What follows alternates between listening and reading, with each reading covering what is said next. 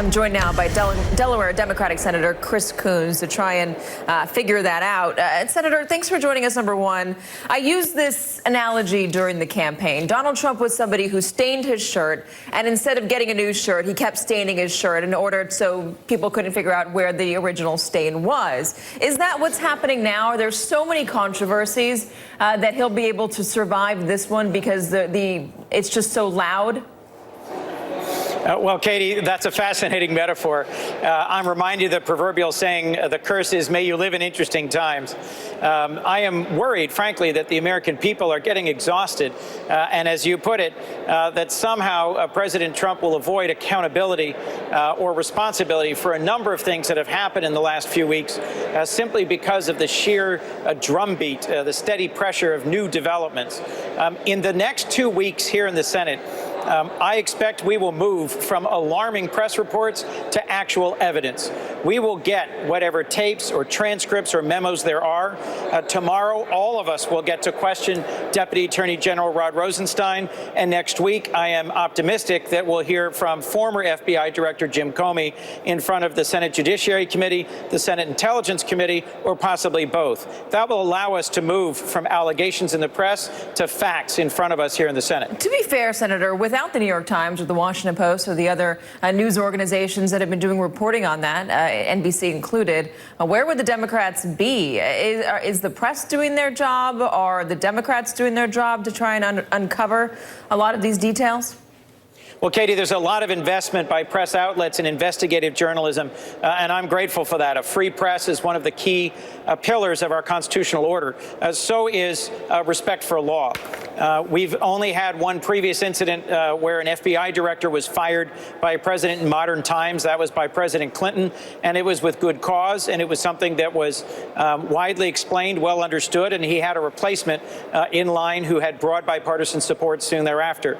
This is a very different sort of firing of an FBI director, and I am grateful that the press has dug into the details and that we've learned about a number of alarming developments, whether it's the inappropriate sharing of highly classified information with the Russian foreign minister in the Oval Office, or the memos that former FBI Director Comey allegedly wrote to file immediately following deeply troubling conversations in which President Trump tried to influence ongoing FBI investigations. Speaking of lining up a new FBI director, the White House now says that Joe Lieberman is somebody that they are considering. Would Joe Lieberman be an acceptable FBI director in your estimation? Well, Katie, that's an interesting development. I've generally been saying that the most desirable candidate would be someone with a long career in federal law enforcement, not someone who has stood for election. I know Senator Lieberman. He served as the Attorney General of Connecticut. He's a graduate of Yale Law School. And I believe he served on the Homeland Security Committee as well as Armed Services, and so would have some familiarity with intelligence matters. I think he would be a significant improvement over a number of other nominees that have been floated. My advice to the president, if he happens to be watching, is that he really take his time and that he conduct a thorough search and that he come up with a nominee who will enjoy broad support here in Congress. It is critical that we have a next FBI director who can command support from across the political spectrum here in Congress to move past this moment in which the FBI is perceived as being the subject of real interference and intrusion by the Trump administration. If you see that Comey memo, and it does turn out to be true that the president asked him to back off the Flynn investigation, do you believe that is obstruction of justice? Well, the details of a charge of obstruction of justice are hard to prove, but that would certainly be an alarming development. It would make it clear that President Trump had directly and personally tried to influence the outcome of an FBI investigation into one of his most senior campaign and cabinet officials, former National Security Advisor Mike Flynn, someone who did ultimately have to resign in disgrace after it became clear that he had lied to the vice president. And there is an ongoing investigation into the conduct of the National Security Advisor. Do you believe that's obstruction of justice?